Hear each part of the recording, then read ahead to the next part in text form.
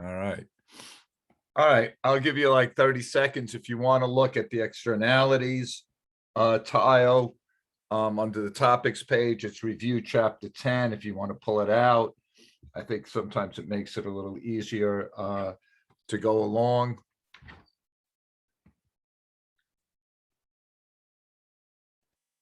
Just changed my life. Okay. Great to see your life changed, Walt. Hopefully for the best. Slavell,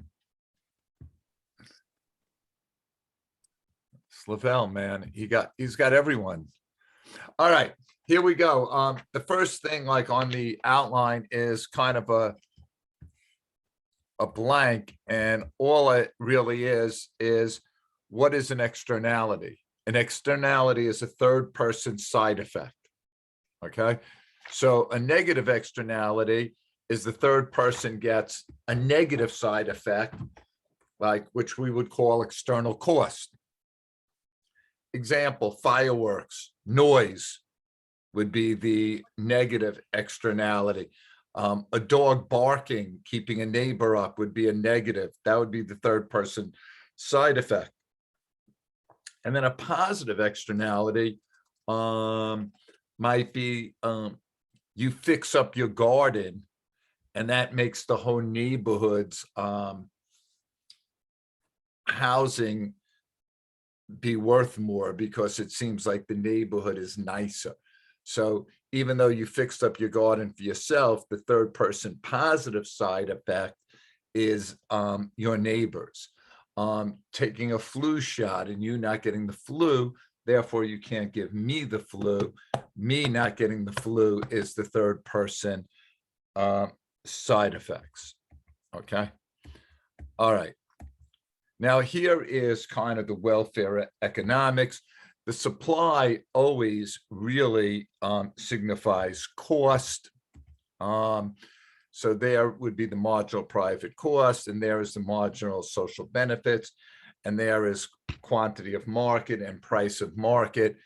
And that would be like welfare economics. That's like the typical, we're looking for the benefits to equal the cost.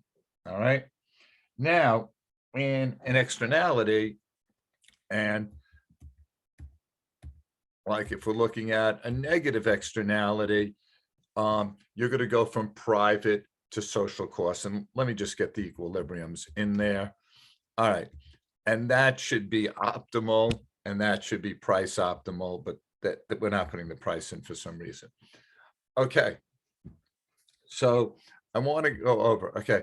So demand equals marginal social benefit. And the book is using, instead of benefit, the word value.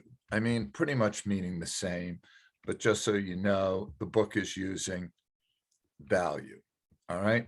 So the market is when the private, right, the private supply curve equals the demand curve. That is the market. Okay. And there's the market price. And there is the market equilibrium. If I take the market line straight up, I get what we would call external cost or spillover cost. Okay. Now, this is the cost that, say, pollution. When a company is making chemicals, they're going to charge the cost of the chemicals with a little addition for profits to the consumer. That's the market. But the external cost would be the pollution. So, you know, maybe the pollution causing lung cancer, maybe the pollution, you know, costing money to keep the air clean or the water clean. All those external costs are this line. And when you take the external and the private, you get the marginal social. So the marginal social would equal the private and the external. Okay, so there's private and external. All right. Now, in a negative externality, if you notice, the optimal is a decrease in quantity from the market. So here we're over allocating. Okay. So what does, so we're over allocating. So we have this deadweight loss right here. The deadweight loss is we're producing too many cigarettes. Like the market and society doesn't really want all these cigarettes. We're producing too many. And to get rid of this externality, the government could tax equal to the external cost. So this would be like the tax. If you want to get rid of the whole externality, you would tax equal to the external cost. Now, when government gives the tax, right? What happens then is you're going to get to the optimal. So you're going to wipe out the deadweight loss. You're really going to wipe out the red supply curve, and you're just going to come to the optimal. After the tax, it is said that the company internalizes their cost. What does that mean? It now, because I'm getting taxed, the external cost now becomes an internal cost because the company is paying it. All right. So let me just do a quick review. Anytime there's a negative externality, we're going to have two supply curves. The first one is the private cost, say the cost of making cigarettes. The second one is the private cost, the cost of making cigarettes, and then the external cost, which is the like secondhand smoke, pollution, and all those other things that could. How do I find it? I take the market line straight up. That's my external book cost, my spillover cost. How does government solve the problem? They tax an excise tax equivalent to the external cost. When government does put on the excise tax, the external cost goes away. We have no deadweight loss. We get to the optimal, and that's called internalizing our cost. Okay, so that is kind of the negative externality. And, you know, if anyone has any questions, you could, you know, ask them now, or we could wait to the end and we'll look at the quiz questions and any questions anyone has all together. All right, so there again is the over allocation we talked about. There is the tax. There is the disappearing. Okay, there we go. All right, over to the chat. Yeah, Walt, if you want to get rid of the whole externality, your tax should equal your external cost. So if the external cost is $3, your tax should be $3, and then that whole externality disappears, and you get to the optimal.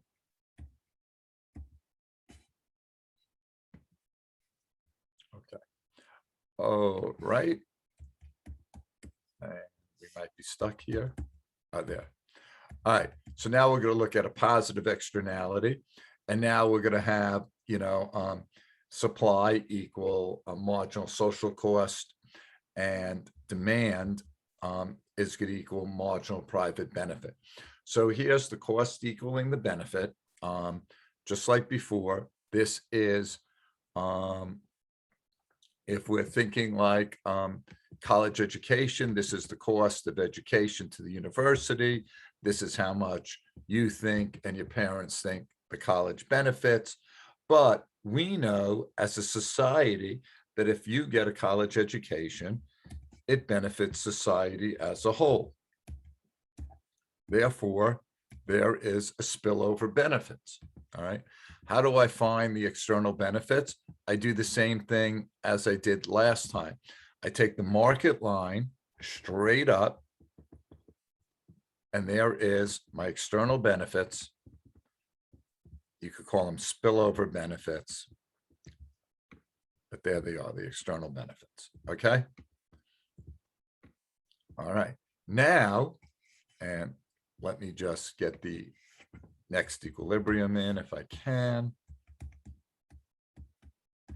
Okay, now notice we're under allocating. QE is the market. we want to get to the optimal, we're under allocating. Okay. So we're not taking in the external benefits. All right. So now government would subsidize the consumer. And that's why we're shifting demand here, because they're giving you like financial aid as the consumer. And that would be at the price of the external benefit. Once that subsidy is granted, then this external benefit disappears, this line disappears, and we're at the optimal. In all situations, remember, we're always moving to try to get to the optimal. That's where there is no deadweight loss, all right? And that helps both consumers and producers, having zero deadweight loss. So there is your positive externality. After the subsidy, it would be said that this company or this college or the students internalize their benefits. Why? Because with the, say, $10,000 financial aid, now, school becomes more affordable and more people want to go, therefore society benefits. All right. Again, in a third person externality, it's not my education, it's how I'm helping third person in society. Off to the chat. For this example, would tax need to raise price? Again, this, we would have a subsidy, and the subsidy would be greater than the price increase. Is that what you were asking? You could flip on your mic, Keon, if you want. Okay, so I'm wondering, is the price at where S equals MC meets D equals MSB, or is it higher than that? No, it's right. It's at like the, and maybe if I just, draw it, here is price optimal here. But if you looked at like the subsidy is going to be greater than the increase in price. Okay, thank you. Does that make sense to you? Yeah. Okay. All right. So this would be your positive externality. For our sake, again, he would use in the book, and so therefore on the quiz, because the quiz is based off the book, would be marginal private value, marginal social value. All right. Value and benefit, they're the same thing. Just want you to be familiar. Again, after the subsidy is given, it's talked about internalizing. If they ask you how much should the government like subsidize to internalize, it's the price of the external benefits. Okay. All right. And then externality taxes is the next thing. They're called two different things that I wanted just to point out to you. They're called either corrective taxes or PIGOVIN tax, named after an economist. I mean, the corrective tax is to correct the externality and to make sure that we are now producing at optimal. All right. And, you could call it a corrective subsidy also to get you back to optimal. All right. He then talks about private solutions. And I think the private solution goes with the Coase theorem. And the Coase theorem is saying that sometimes we don't need government to solve these solutions. Sometimes two people can meet as private citizens. And as long as there's low or no transactional costs, meaning lawyer costs or costs to make the transaction, that sometimes two parties could solve a situation. So like, a typical one might be, and I think on the practice quiz is like, Ed's a writer and he's going to get $500 for writing an article.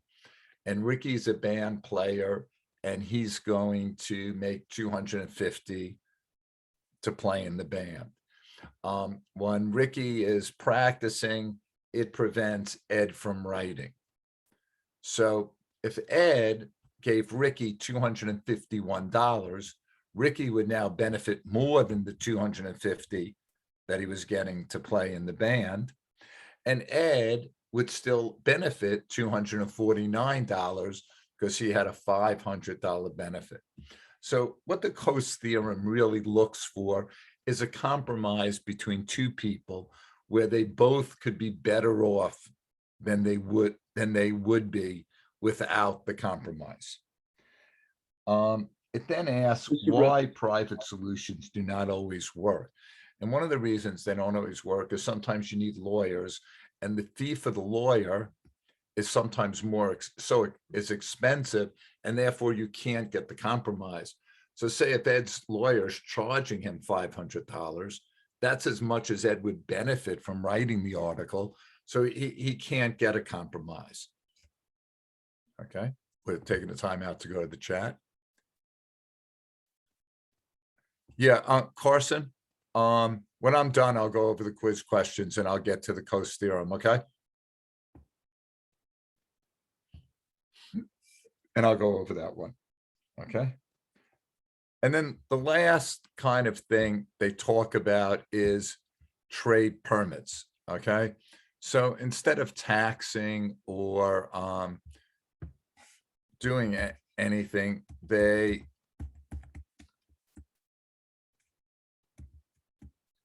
have a graph like this. So they have 500 pollution permits or permits to pollute 500 tons, say, and it costs $100. So this is an incentive maybe for me as a company. If my cost to end pollution is really cheap, right? I could, sell my permit to someone else whose cost might be $200 to prevent their pollution. So it's a way for me to trade the permit. And, the easy type of question here would be like in 2004, what is the price of a permit? And that's $100. And then how much you could pollute 500. That's the quantity. Now, sometimes they would ask if there was no, what would happen if there were no permits? Well, if there's no permits in this thing, we would pollute to 750, because that's zero there, zero cost, and you just take that over to 750. Okay, so that is pretty much the chapter. I am going to flip over the quiz, and I'll get to the first question that Carson asked, and then I'll take any questions. All right, so Ed is a writer who works from his house. Ed lives next door to Ricky, the drummer of a local band.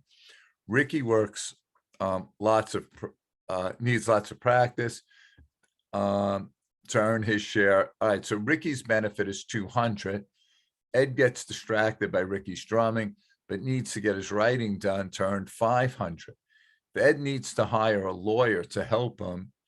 Okay, so Ed's lawyer has to cost him less than 500, because if it costs him more than 500, that's more than Ed is benefiting. If it costs him $490, Ed still benefits $10, so he gets something out of it. So that's why I believe the answer is C, less than 500. Does that make sense to you, Carson? Yeah. Okay. All right. If anyone wants to either chat a number on the practice quiz or a question, or turn on your mic and ask a question, I'm open to answering any questions. Chat, can we do 9? We sure can. Let's see, could I figure out how to get back down to 9?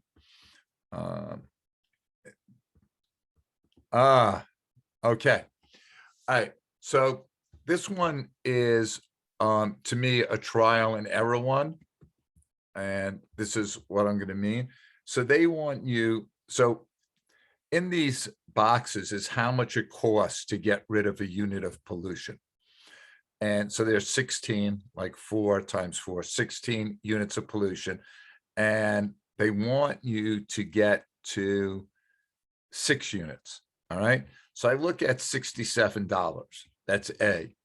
So $67 will knock out 1 unit because it costs 54. I have 67. I'll knock out a second because I have 67 per unit. I'll knock out a third. I'll knock out a fourth. I'll knock out a fifth. 68, it's not going to knock out. I only have 67. It's going to knock out a sixth, and that's it. All right. So that knocked out 6 units. I'm looking to knock out 10. So that's not the answer. So now I'm going to go to B, 68. That's going to knock out that one. That gets me to 7 units. That's not the answer. I think the next one is 81.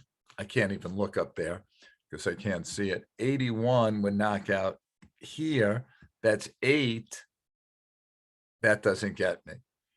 And then 83, which is the answer, will knock out these 2, and that's 10. So the way to do this is you're going to knock out every unit under the price here. So the only thing I could see them asking is like a different number, like how many units would get, not what price do you need to knock out 5, which was 67. Okay.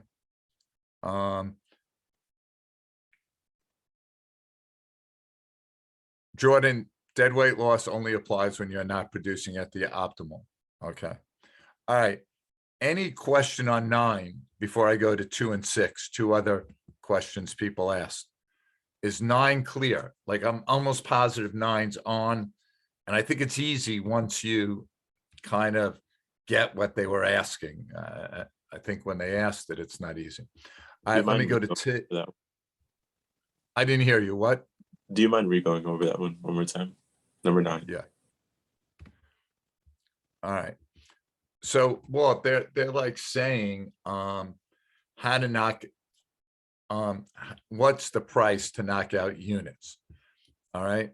And without going through every one again, say I do 67. Well, all I look for is anything under 67. So it knocks out that unit, that's 2, 3, 4, 5. Well, they want me to knock out 10, right? Because they want me to go from 16 to 6. I only went from 16 to 11. So 67 can't be the answer. But now 83 is another alternative. Well, 83 knocks out that one, that one, that one, that one. So now I've knocked out 10. That's how much it wanted me to knock out. All right. If they wanted me to knock out 11, I would have needed something 86 or higher. Does that make sense to you, Walt? Yeah, I get it now. Thank you. Okay, no problem. All right, let me get to someone wanted 2. Let me scroll up to 2. Okay. All right. Since restored historic buildings carry a positive externality, the government may choose to, all right, so 1, they're going to choose to regulate the demolition because it's a positive externality. They don't want these buildings destroyed. The second is they're going to provide a tax break to owners. So that means if I'm an owner who restores it and takes care of it, I'm going to pay less taxes, which is kind of the equivalent of a subsidy. Like if you're going to lower my taxes, you're kind of giving me a subsidy. So those 2 reasons, both A and B, are how government could take care of this positive externality. Wait, so why do they want to regulate the demolition of them? Because they don't want them knocked down, because they're a positive externality. They're making the community look nicer or more historic, and they bring value to the community. So they're regulating the demolition so people can't just knock them down whenever they want. Okay, I get it. Okay. And someone asked for 6. Okay, let me find 6. Okay. So 6 is, how large would a corrective tax need to be? The corrective tax needs to be as big as the external cost. So the external cost is $2. Okay. Now, and I went over this on the video, but I will say this now. They could also ask you, what is the market equilibrium? All right, well, this is a negative externality. How do I know that? Because it has external cost. If it has external costs, it's a negative. If it has external benefits, it's a positive. All right, so what is the market value? Well, that would be private value times private cost. So the market value, the equilibrium, would be at 3, because 12 equals 12. Now they could also ask you the optimal. Now it's a negative externality, so we know the optimal has to be less. So the answer can only be 2 or 1. Well, the optimal would be private value equaling marginal social cost, right? Which is private and external. So at 2, it'd be 13 equaling 11 plus 2, which is 13. So the answer there, if they asked you the optimal, would be 2. All right. Now, I just want to flip it because they don't have a chart there. If this said external benefit, the market would still be private value and private cost. That would still give you the market value. But then the optimal would be private value plus external benefit equaling private cost. Okay. All right. Any other questions anyone has? You could chat them or yell them out.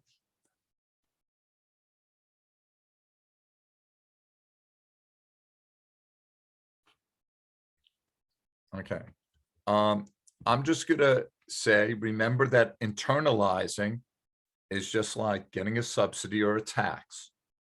All right. So if they say, how do you internalize the externality?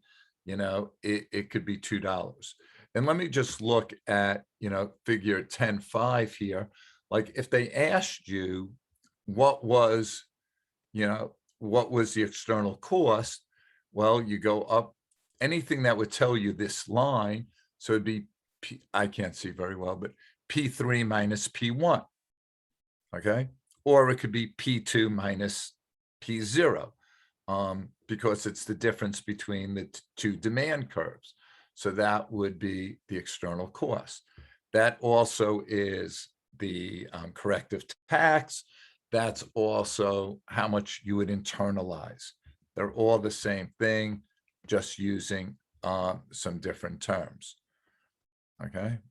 And then again, just like if you look at 10.4, just remember, we always want to go to the socially optimal. So if at Q4, we want to decrease quantity to the socially optimal, which is what, Q2.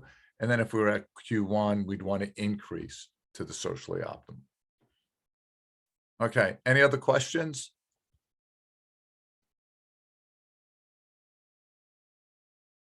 Okay, I will let you guys go. Thank you for joining me. I will see you tomorrow. And if you have any questions, since it's in class,